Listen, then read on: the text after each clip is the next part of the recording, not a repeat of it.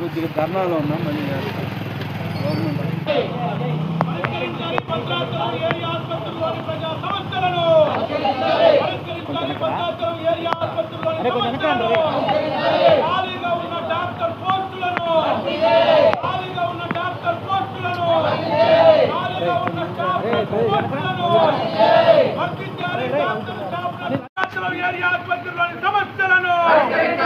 పరిష్కరించాలి భద్రాచలం ఏరియా ఆసుపత్రిలోని సమస్యలను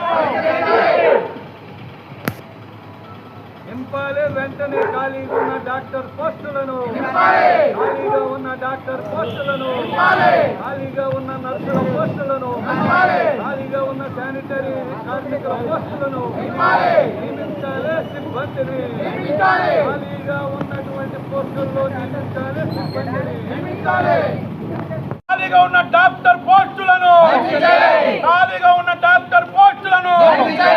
అప్గ్రేడ్ చేయాలి సూపర్ స్పెషాలిటీ హాస్పిటల్ గా అప్గ్రేడ్ చేయాలి సూపర్ స్పెషాలిటీ హాస్పిటల్ గా అప్గ్రేడ్ చేయాలి సూపర్ స్పెషాలిటీ హాస్పిటల్ గా పరిష్కరించాలి భద్రాచలం ఏరియా హాస్పిటల్లోని సమస్యలను నశించాలి రాష్ట్ర ప్రభుత్వ నిర్లక్ష్య వైఖరి భద్రాచలం ఏరియా ఆసుపత్రి పట్ల రాష్ట్ర ప్రభుత్వ నిర్లక్ష్య వైఖరి భద్రాచలం ఏరియా ఆసుపత్రి సమస్యల పట్ల రాష్ట్ర ప్రభుత్వ నిర్లక్ష్య వైఖరి భద్రాచలం ఏరియా హాస్పిటల్ పట్ల రాష్ట్ర ప్రభుత్వ నిర్లక్ష్య వైఖరి జిల్లా మంత్రులు ఎంపీలు ఎమ్మెల్యేలు యొక్క నిర్లక్ష్య వైఖరి జిల్లాలో ఉన్న మంత్రులు ఎంపీ ఎమ్మెల్యేల నిర్లక్ష్య వైఖరి భద్రాచలం ఏరియా ఆసుపత్రి పట్ల జిల్లాలో ఉన్న మంత్రులు ఎంపీ ఎమ్మెల్యేల నిర్లక్ష్య వైఖరి మంత్రులు ఎమ్మెల్యే ఎంపీల నిర్లక్ష్య వైఖరి ఎంపీ ఎమ్మెల్యే మంత్రుల నిర్లక్ష్య వైఖరి ప్రభుత్వ ఏరియా ఆసుపత్రి సమస్యలను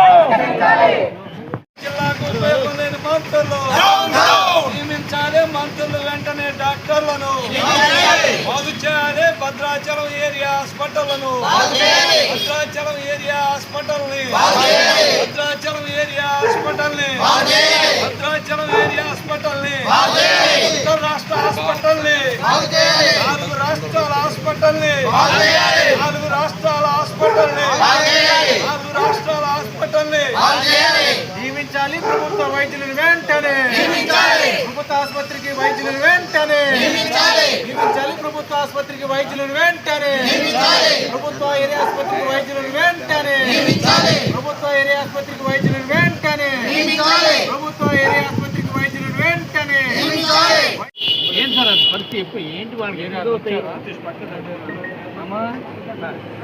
ఏజెన్సీ ఫిల్అప్ చేసిన తర్వాత మిగతా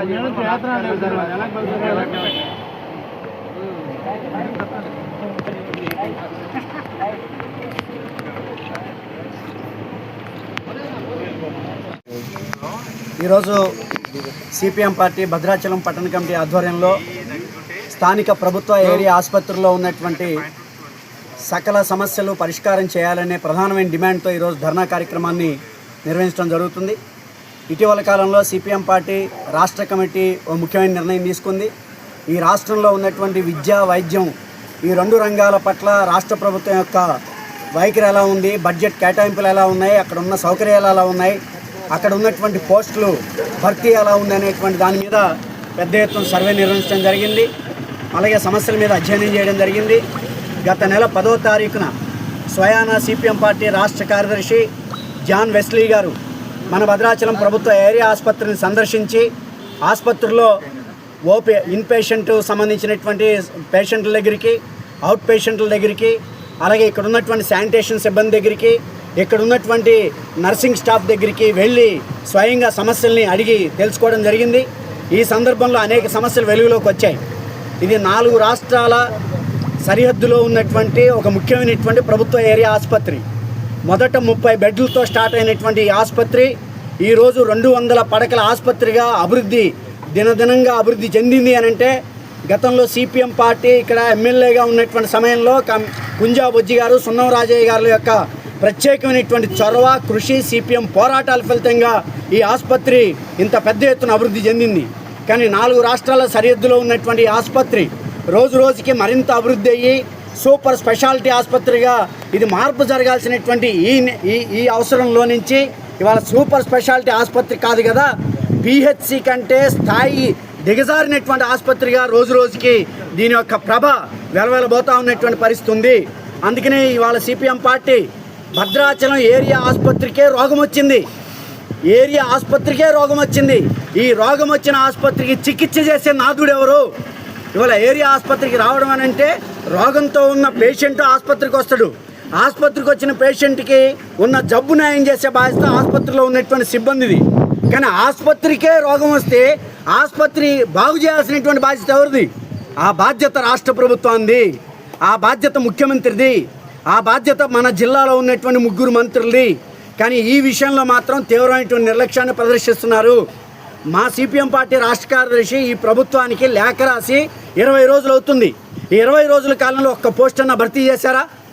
ఒక్క నర్సింగ్ స్టాఫ్ నన్న నింపారా? శానిటేషన్ సిబ్బందిని పెంచారా? ప్రభుత్వ నిధుల్ని వెచ్చించారా? ఏ రకమైనటువంటి స్పందన ఈ ప్రభుత్వానికి లేదు.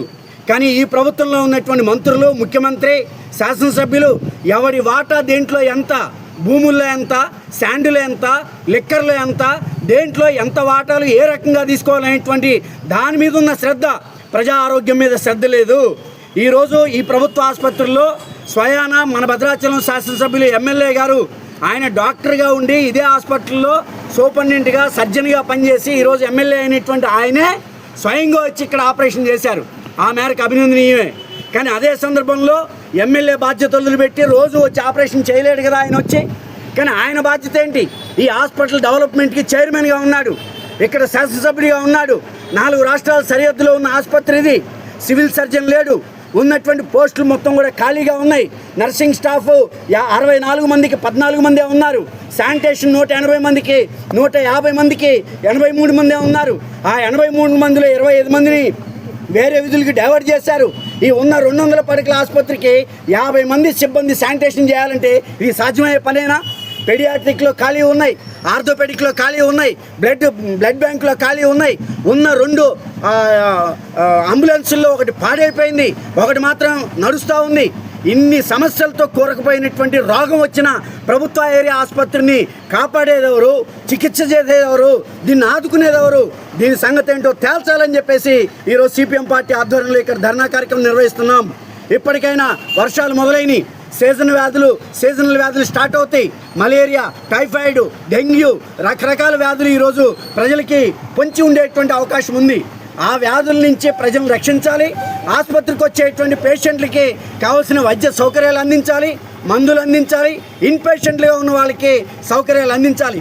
కానీ ఇక్కడ ఆసుపత్రుల్లో మందులు కొరత ఉంది, బ్లడ్ బ్యాంకులో బ్లడ్ కొరత ఉంది. మరి ఈ సమస్యలన్నీ పరిష్కారం చేసే దిశగా రాష్ట్ర ప్రభుత్వం దృష్టి పెట్టాలి. మన జిల్లాకి 3 మంత్రులు ఉన్నారు. చెప్పుకొని మొరవా, చూసుకొని ఏడవా అన్నట్టుంది మన మంత్రుల పరిస్థితి. ఆ మంత్రుల్ని స్వయంగా వచ్చి హాస్పిటల్ని సందర్శించమంటున్నాం, ముఖ్యమంత్రిని వచ్చి సందర్శించమంటున్నాం. కానీ మంత్రులకి తీరిక లేదు, ముఖ్యమంత్రికి తీరిక లేదు. ముఖ్యమంత్రికి ఏం తీరిక ఉంది? ఆరుట్ల అనేటువంటి ఒక ప్రభుత్వ పాఠశాలలో పుస్తకాల పంపిణీ చేయడానికి ముఖ్యమంత్రి గారికి తీరిక ఉంది.